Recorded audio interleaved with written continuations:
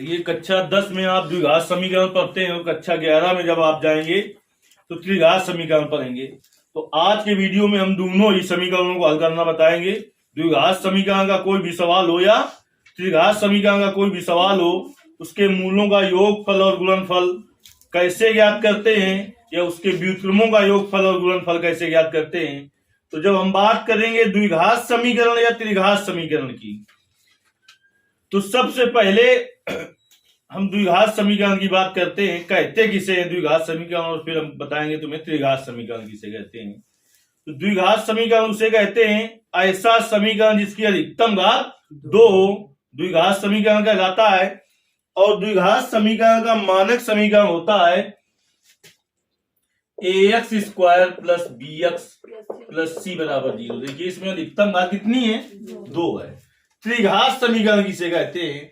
ऐसा समीकरण जिसकी अधिकतम घात 3 हो, त्रिघात समीकरण कहलाता है। ax cube plus bx square plus cx plus d, ये इसका मानक समीकरण होता है। किसका? त्रिघात समीकरण का मानक समीकरण क्या होता है? ax cube plus bx square plus cx plus d बराबर 0। और द्विघात का मानक समीकरण क्या होता है? ax square plus bx plus c बराबर 0। तो आपसे कोई कहे द्विघात समीकरण किसे कहते हैं?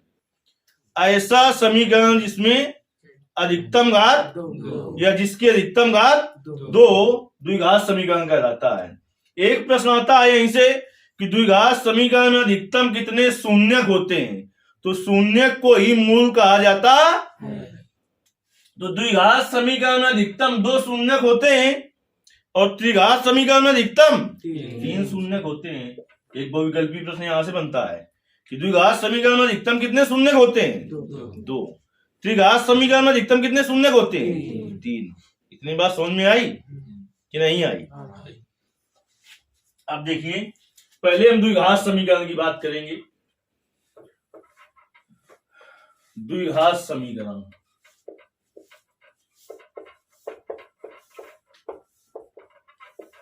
तो ऐसा समीकरण जिसकी अधिकतम घात 2 द्विघात समीकरण कहलाता है। इसका मानक समीकरण ax square plus bx plus c बराबर 0 होता है। तो द्विघात समीकरण में कितने मूल होते हैं? 2 मूल। तो हमने मान लिया कि इसके 2 मूल अल्फा और बीटा हैं। क्या मान लिया? माना द्विघात समीकरण के 2 मूल अल्फा और बीटा है। अल्फा और बीटा है। द्विघात समीकरण के 2 मूल अल्फा और बीटा है। तो सबसे पहले मूलों का योगफल, मूलों का योगफल चिन्ह क्या होगा ये तुम्हें नहीं याद करना। ऐसे देखिए याद करने के लिए यहाँ पर प्लस फिर माइनस फिर प्लस। तो मूलों का योगफल अल्फा प्लस बीटा बराबर क्या आएगा? चिन्ह लगा यहाँ पर माइनस बी अपान ए होता है। मूलों का योगफल अल्फा प्लस बीटा बराबर क्या होता है? माइनस बी अपान ए।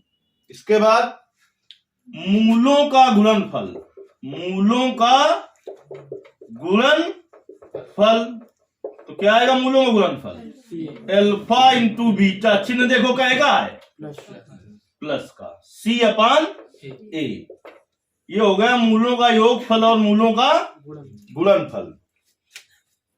अब हम बात करेंगे यदि मूल दिया हो, जैसे कि किसी एक समीकरण कोई हो, कहते द्विघात समीकरण बनाइए और उसके शून्यक दिए हों। शून्य का मतलब मूल, शून्य का मतलब मूल। तो देखिए यदि शून्य ज्ञात हो तो द्विघात समीकरण कैसे बनाते हैं? लिखेंगे यहां पर यदि शून्य ज्ञात हो तो द्विघात समीकरण बनाना x स्क्वायर माइनस मूलों का यानी शून्यकों का योगफल, मूलों का योगफल और इंटू x प्लस मूलों का गुणनफल। एक चीज आप समझ लीजिए कि मूल और शून्यक दोनों एक ही है। मूल और शून्यक दोनों एक ही है। एनसीईआरटी की बुक में आपको हर जगह शून्यक लिखा मिलेगा, लेकिन किसी किसी राइटर की जो बुक होगी उसमें मूल लिखा मिलेगा। तो मूल और शून्यक दोनों एक ही है। अब देखिए इन दोनों का तो योगफल इसका योगफल और इसका गुणनफल तो आप निकाल सकते हैं कब, जब क्या दिया हो, समीकरण दिया हो।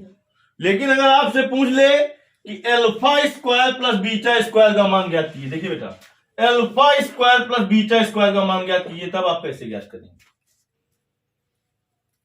मान आपको दो ही पता है तो इसी के पद में बदल दें। तो आपको ए स्क्वायर प्लस बी स्क्वायर का सूत्र आता होगा, तब आप इसे कर लेंगे। ए स्क्वायर प्लस बी स्क्वायर का सूत्र क्या होता है? इसको लिख दीजिए ए अल्फा प्लस बीटा का होल स्क्वायर। अगर हम ऐसा लिख दे तो बराबर का चिन्ह बना है, दोनों बराबर भी तो होने चाहिए। तो इसको खोलो, क्या आएगा? Alpha square plus beta square plus 2 alpha beta आएगा ना। तो इसमें क्या कर दे हम? माइनस का 2 अल्फा बीटा कर दे, तो वही तो alpha square plus beta square का मान होगा। ऐसा करने पर क्या हुआ, हमें अल्फा प्लस बीटा का मान भी पता है और अल्फा इंटू बीटा का मान भी पता है। तो alpha square plus beta square का मान निकल आएगा, नहीं निकल आएगा? ये दो तो आप आसानी से निकाल सकते हो, लेकिन इसका मान निकालने को आ जाए तो कैसे निकालते? निकाल सकते हो ऐसे कि नहीं निकाल सकते हो? Alpha square plus beta square का मान निकाल सकते हो? अगर आपसे कह दे alpha cube plus beta cube का मान ज्ञात करूं, तो आपको बेटा कहेगा सूत्र पता होना चाहिए ए क्यूब प्लस बी क्यूब का। ए प्लस बी के होल क्यूब का नहीं, ए क्यूब प्लस बी क्यूब का सूत्र कौन बताएगा? एक कोष्ठ में ए प्लस बी होता है, तो एक कोष्ठ में हो गया अल्फा प्लस बीटा, दूसरे में होता है A square plus B square minus A B. बात फिर फंसी यहीं पर कि अल्फा प्लस बीटा का मान तो आप रख लोगे और अल्फा इंटू बीटा का भी मान रख लोगे, लेकिन alpha square plus beta square का मान कैसे रख पाओगे? तो इसे लिख देंगे इसको। देखिए अल्फा प्लस बीटा, इसका मान तो रख ही ले हुए आप। यहां से केवल दो मान तो ज्ञात कर पाओगे आप, अल्फा प्लस बीटा का और अल्फा इंटू बीटा का। इन समीकरणों को भी अल्फा प्लस बीटा और अल्फा इंटू बीटा के पद में बनाना होता है। तो अब देखिए बेटा अल्फा इंटू बीटा का मान सुना सकते हो, लेकिन इसकी जगह लिख दे। क्या लिख दे? अरे यार alpha square plus beta square बराबर क्या होता है? अल्फा प्लस बीटा का होल स्क्वायर और माइनस का 2 अल्फा बीटा, और माइनस का अल्फा बीटा तो पहले से माइनस का 3 अल्फा बीटा। यानी आपको यदि alpha cube plus beta cube का मान निकालना हो तो कहां पर जाना पड़ेगा? आपको ये सूत्र लगाना पड़ेगा कि अल्फा प्लस बीटा एक कोष्ठ में, दूसरे में अल्फा प्लस बीटा का whole square minus 3 alpha beta. देखिए यहाँ पर आप अल्फा प्लस बीटा का मान रख दोगे, यहाँ पर अल्फा प्लस बीटा का मान रख दोगे, minus 3 into alpha into beta का मान भी तो पता होता है। द्विघात समीकरण से संबंधित इस तरह के सवाल आप आसानी से कर सकते हो अब कि नहीं कर सकते हो? कर सकते हो। देखिए एक सवाल ले लेते हैं हम कि एक द्विघात समीकरण है। देखिए उदाहरण ऊपर तक आ रहा है कि नहीं? देखो यू नहीं आऊंगा यू यहाँ एक द्विघात समीकरण है आपके पास 5x square minus 3x plus 4 बराबर 0। इसमें आपको कह दे 1 अपान अल्फा, कह दे के मूल अल्फा बीटा है। देखिए सवाल को नोट करना है आपको। समीकरण 5x square minus 3x plus 4 बराबर 0 के मूल अल्फा और बीटा है। के मूल तो इसके व्युत्क्रमों का योगफल ज्ञात कीजिए। तो इसके व्युत्क्रमों का योगफल तो तुरंत आपको समझना है कि इसके मूल अल्फा और बीटा दिया है, तो व्युत्क्रम क्या होगा? व्युत्क्रम माने उल्टा, तो 1 अपान अल्फा और प्लस 1 अपान बीटा, इसका मान ज्ञात करना है। इसका मान ज्ञात करना है। देखिए कैसे ज्ञात कर दोगे? एलसीएम ले लोगे, क्या? अल्फा बीटा, तो क्या आ जाएगा? यहां से अल्फा बकट जाएगा, बीटा प्लस अल्फा, यानी इसका मान ज्ञात करना है। तो इसके लिए आपको कहेगा मान पता होना चाहिए अल्फा प्लस बीटा और अल्फा इंटू बीटा का। तो सवाल कर लोगे आप, आसानी से नहीं कर पाओगे। तो सबसे पहले बेटा दिए गए समीकरण की तुलना करें हम। देखेंगे समीकरण 5x स्क्वायर माइनस 3x धन 4 बराबर 0 की तुलना द्विघात के मानक समीकरण ax square plus bx plus c बराबर 0 से करने पर तो कहा जाएगा a बराबर 5 bx बराबर -3x, तो x x का g, b बराबर c बराबर। अब देखिए मूलों का योगफल, मूलों का योगफल क्या हो जाएगा? मूलों का योगफल अल्फा प्लस बीटा बराबर होता है -b/a। अभी सूत्र लिखा था, तो अल्फा प्लस बीटा बराबर माइनस और b का मान -3/a का मान 5, तो -3/5 हो गया। अब देखिए मूलों का गुणनफल, इधर कहा कि नहीं लिखी, मूलों का गुणनफल, मूलों का गुणनफल अल्फा इंटू बीटा बराबर क्या होता है? c/a। तो अल्फा इंटू बीटा बराबर c का मान, a का मान 5। अब देखिए आपसे क्या पूछा था? पूछा जो उसका मान ज्ञात कर दे। मूलों के व्युत्क्रमों का योगफल, व्युत्क्रम माने उल्टा, योगफल माने जोड़, तो मूलों के व्युत्क्रमों का योगफल ये कर देंगे 1/अल्फा प्लस 1/बीटा। तो इतना हल करने के बाद अल्फा प्लस बीटा का मान रखो, कितना आया है? 3/5 बटे अल्फा इंटू बीटा का मान 4/5। बाहर गुना होगा, अंदर का 5 से 5 कट जाएगा, 3/4। किसके इसके बाद समझ में आ गई है? अगर आपसे कहता कि समीकरण यही होता, समीकरण यही होता, लेकिन आपसे कहता इसके मूलों के जो मूल है इनके वर्गों के व्युत्क्रमों का योग ज्ञात कीजिए। कहता समीकरण 5x² - 3x - 4 बराबर 0 के मूल अल्फा और बीटा हैं, तो मूलों के वर्गों के व्युत्क्रमों का योगफल ज्ञात कीजिए। तब क्या करते हैं आप? मूल है अल्फा और मूल है बीटा, तो वर्ग क्या होगा? अल्फा स्क्वायर बीटा स्क्वायर, तो इनका व्युत्क्रम करो, तो 1/अल्फा² योगफल ज्ञात करना है, 1/अल्फा² प्लस 1/बीटा² का मान ज्ञात करना होता। तब कैसे ज्ञात करते? देखिए बेटा, इतना तो हमें करना ही पड़ता, लेकिन ये हमें ना करना पड़ता। फिर से देखिए कैसे हल करते इसको। समीकरण 5x² - 3x 4 बराबर 0 की तुलना द्विघात के, देखिए 100 में 100 नंबर आप तभी ला सकते हैं, यानी 70 में 70 नंबर। जब जो मैं बोल रहा हूं वो लिखोगे, ऐसे निपटाओगे सीधे, तो आप ये मान लीजिए कि 65, बहुत होशियार हो तो 65 ला सकते हो। पूरे में पूरे लाने के लिए आपको सब कुछ लिखना पड़ेगा जो हम बोलते हैं, और असंभव कुछ भी है नहीं, क्योंकि आते हैं। समीकरण 5x² - 3x 4 बराबर 0 की तुलना द्विघात के मानक समीकरण ax² + bx + c बराबर 0 से करने पर, तो a बराबर 5, b बराबर -3, c बराबर मूलों का योगफल ज्ञात कर लोगे, अल्फा प्लस बीटा बराबर -b/a, और मूलों का गुणनफल ज्ञात कर लोगे। अब क्या पूछा है आपसे? 1/अल्फा² प्लस 1/बीटा²। समझिए इसको, एलसीएम क्या हो जाएगा बेटा? अल्फा² बीटा², तो यहां पर क्या आ जाएगा? बीटा² प्लस, फिर से वही समस्या बन गई, अल्फा² प्लस बीटा²। इसको ऐसा लिखे कि अल्फा प्लस बीटा और अल्फा इंटू बीटा के पद में लिख जाए, इसको क्या लिख देंगे? अल्फा प्लस बीटा का होल स्क्वायर माइनस 2 बीटा बटे अल्फा² इंटू बीटा² का मतलब अल्फा बीटा का होल स्क्वायर। तो अल्फा प्लस बीटा का मान, अल्फा प्लस बीटा का मान 3/5 का माइनस 2 अल्फा इंटू बीटा का मान 4/5 बटे अल्फा इंटू बीटा का मान 4/5 का होल स्क्वायर। तो इसको हल करते हैं, आगे देखिए क्या हो जाएगा? 9/25 माइनस 8/5 बटे 16/25। तो 25 एलसीएम ले लीजिए आप ऊपर, तो 25 एलसीएम ले लेंगे तो बेटा क्या आ जाएगा? 9 माइनस 5 बार जाएगा 8 5 40 बटे 16/25।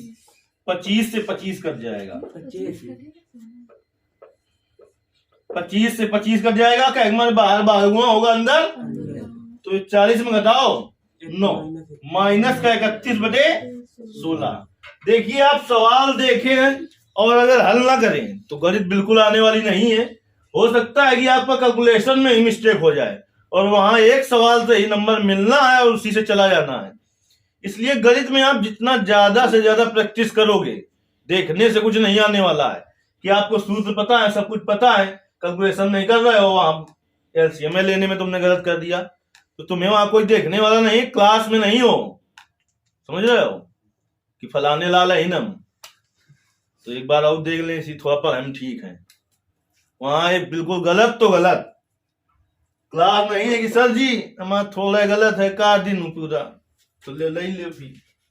ये रहा आपका द्विघात समीकरण। अब हम बात करते हैं त्रिघात समीकरण की। तो हमने बताया ऐसा समीकरण जिसकी अधिकतम घात कितनी हो, 3 हो, वो कहलाता है त्रिघात समीकरण। देखिए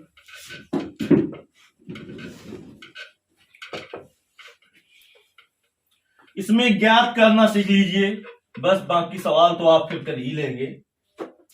त्रिघात समीकरण का मानक समीकरण क्या होता है, ax³ plus bx² plus cx+d। देखिए द्विघात समीकरण होता है, उसमें दो ही चीजें होती हैं, मूलों का योगफल और मूलों का गुणनफल। त्रिघात समीकरण जिसमें अधिकतम मूल कितने होंगे, 3 चीजें होंगी इसमें। सबसे पहले मूलों का योगफल ज्ञात किया जाता है, फिर दो मूलों के गुणनफल का योगफल ज्ञात किया जाता है, और फिर मूलों का गुणनफल ज्ञात किया जाता है। तो चिन्ह आपको नहीं याद करना, रटना नहीं है, ठीक, रटना नहीं है तुम्हें, क्योंकि आप फीस काफी देते हैं, 50 रुपए नहीं देते हैं, 50 रुपए वाले टीचर रटवाते हैं तुम्हें। प्लस माइनस प्लस माइनस, तो अगर त्रिघात समीकरण है तो मान लें अगर इसके 3 मूल अल्फा, बीटा और गामा है, माना त्रिघात समीकरण के 3 मूल अल्फा, गामा, बीटा और गामा है। तो सबसे पहले देखिए मूलों का योगफल, मूलों का योगफल कै मूल है, 3, तो alpha plus beta plus gamma बराबर चिन्ह बना रख दिया हमने ऊपर, माइनस का b/a। देखिए माइनस लिखा ही नहीं है, दो मूलों के गुणनफल का योगफल, दो मूलों के गुणनफल का योगफल, दो मूलों के गुणनफल का योगफल क्या हो जाएगा, alpha beta plus beta gamma plus gamma alpha बराबर प्लस c/a। देखिए प्लस नहीं लिखा है क्या। अब मूलों का गुणनफल, मूलों का गुणनफल, तो मूल क्या है, alpha into beta into gamma बराबर माइनस d/a। इस तरीके से आप त्रिघात समीकरण जो होगा उसके मूलों का योगफल, दो मूलों के गुणनफल का योगफल और मूलों का गुणनफल निकाल सकते हो कि नहीं निकाल सकते हो, निकाल सकते हो ना। तो एक समीकरण मान लो कि लिखा हुआ है आपका कि 5x³ minus 3x² plus 2x plus 1 बराबर 0 के मूल अल्फा, कामा, बीटा, कामा, गामा है। इसके मूल क्या है, अल्फा, बीटा और गामा है। तो इनके मूलों के व्युत्क्रमों का योग ज्ञात कीजिए। तो तुरंत समझ जाइए, आपको कहेगा मान ज्ञात करना है 1/अल्फा और प्लस 1/बीटा प्लस 1/गामा का मान ज्ञात करना है। तो इसका मान कैसे ज्ञात कर पाओगे, पहले ये सब चीजें निकालोगे। तो देखिए कैसे हल करेंगे, देख लेते हैं। लिखेंगे समीकरण, क्या है समीकरण आपका, 5x³ minus 3x² plus 2x plus 1 equal to 0 की तुलना त्रिघात के मानक समीकरण ax³ plus bx² plus cx plus d बराबर 0 से करने पर a बराबर 5, b बराबर -3, नहीं बोले पा रहे हो, c बराबर 2, डी बराबर 1। तो अब देखिए मूलों का योगफल, मूलों का योगफल तुरंत सूत्र लिखा है alpha plus beta plus gamma बराबर माइनस बी अपान ए। तो बी का मान -3 बटे ए का मान 5, तो 3 बटे 5। अब लिखेंगे दो मूलों के गुणनफल का योगफल, दो मूलों के गुणनफल का योगफल। तो क्या हो जाएगा alpha beta plus beta gamma plus gamma alpha बराबर क्या होता है सी अपान है। तो इसका मान क्या आ जाएगा, सी का मान 2 बटे ए का मान 5। अब मूलों का गुणनफल, मूलों का गुणनफल क्या होता है, मूलों का गुणनफल alpha into beta into gamma बराबर माइनस डी अपान ए। तो alpha into beta into gamma बराबर माइनस डी का मान 1 बटे ए का मान 5। तीनों चीजें निकल आई। अब देखिए हमें इसका मान याद करना, तो इसमें एलसीएम क्या होगा, इसमें एलसीएम होगा अल्फा बीटा गामा। तो अल्फा से अल्फा कट जाएगा, कितनी बार जाएगा, बीटा गामा बार। इसमें बीटा से बीटा कट जाएगा, गामा अल्फा बार जाएगा। इसमें गामा से गामा कट जाएगा, अल्फा बीटा। तो लिखा है alpha beta plus beta gamma plus gamma alpha. इसका मान कितना निकला है, alpha beta plus beta gamma plus gamma alpha का मान 2 बटे 5 बटे alpha into beta into gamma का मान -1 बटे 5। बाहर गुना होगा, अंदर का 5 से 5 कट जाएगा, 2 बटे -1 -2। इस तरीके से आप द्विघात या त्रिघात समीकरण से संबंधित कोई भी सवाल आप कर सकते हैं। कर सकते हो कि नहीं कर सकते हो।